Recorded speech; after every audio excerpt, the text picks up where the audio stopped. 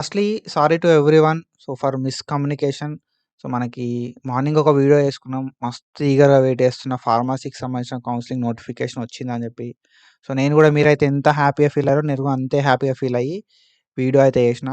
Actually ఆ notification ఆ notification మనం ఒక పేపర్ ఆర్టికల్ బేస్డ్ ఇన్ఫర్మేషన్ వచ్చింది అని చెప్పి అఫీషియల్ ఇన్ఫర్మేషన్ అని చెప్పి మనం మాట్లాడుకున్నాం.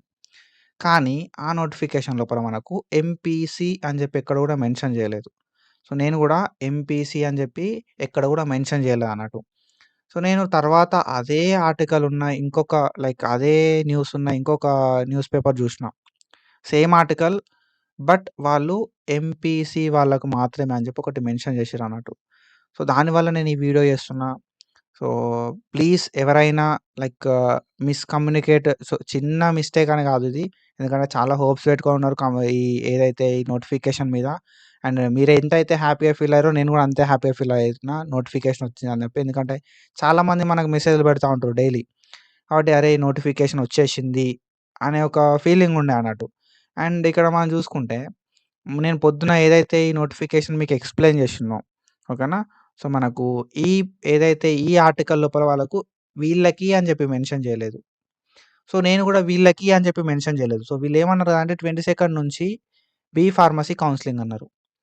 బీ ఫార్మసీ కౌన్సెలింగ్ ఎంపీసీ వాళ్ళకి మాత్రమే అని జెప్పి చెప్తే అది వేరుండదు. బీ ఫార్మసీ కౌన్సెలింగ్ అనే సార్ నేనే B pharmacy counselling is for BiPC students అన్నట్టుగా నేను అనుకున్నా. ఎంపీసీ వాళ్ళకి గూడా ఉంటది. ఫస్ట్ ఫేజ్‌లోనే అయిపోయిందేమో అనే థాట్‌లో ఉండే నేను. అండ్ ఇక్కడ మనం జూసుకుంటే 22nd నుంచి బీ ఫార్మసీ కౌన్సెలింగ్ అని జెప్పి ఇదే ఇంకొక పేపర్ లోపల ఆర్టికల్ వచ్చింది. ఇంటర్ ఎంపీసీ విద్యార్థులకు మాత్రమే అని జెప్పి. ఓకేనా? సో, నేనేమనుకున్నా గదంటే ఫస్ట్ ఎంసెట్ ఏదైతే ఇంజినీరింగ్ అయిందో ఇంజినీరింగ్‌తో పాటు కంప్లీట్ జేషిర్రని జెప్పి నేననుకున్నా.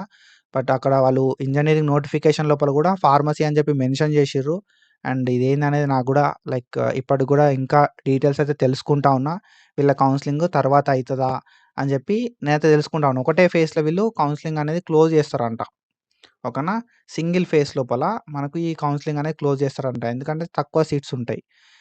దీని గురించి ఇంకా ఇన్ఫర్మేషన్ అయితే తెలుసుకుంటా. బట్ మనకు వీళ్ళిచ్చిన ఆర్టికల్ ప్రకారం మనం జూసుకుంటే మాత్రం ఫార్మసీ ఓకేనా? B pharmacy, pharm D counselling అనేది ఎంపీసీ వాళ్ళకి మాత్రమే.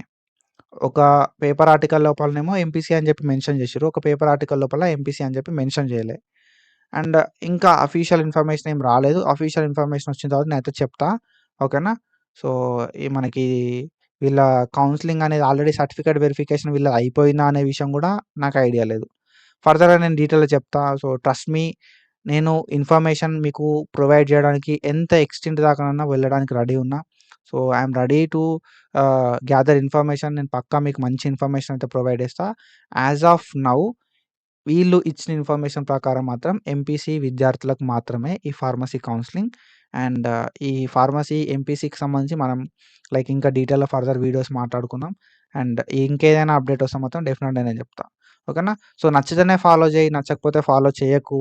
దానికేమన్నా జస్ట్ ఏందంటే అప్డేట్స్ ఎక్కడైనా గూడా అప్డేట్స్ తెలుసుకో. That's my opinion. That's it guys. And thank you for support. Thank you for understanding. మీరందరూ ఇట్లనే సపోర్ట్ చేయాలని చెప్పి అనుకుంటున్నా. Thank you so much. Signing off.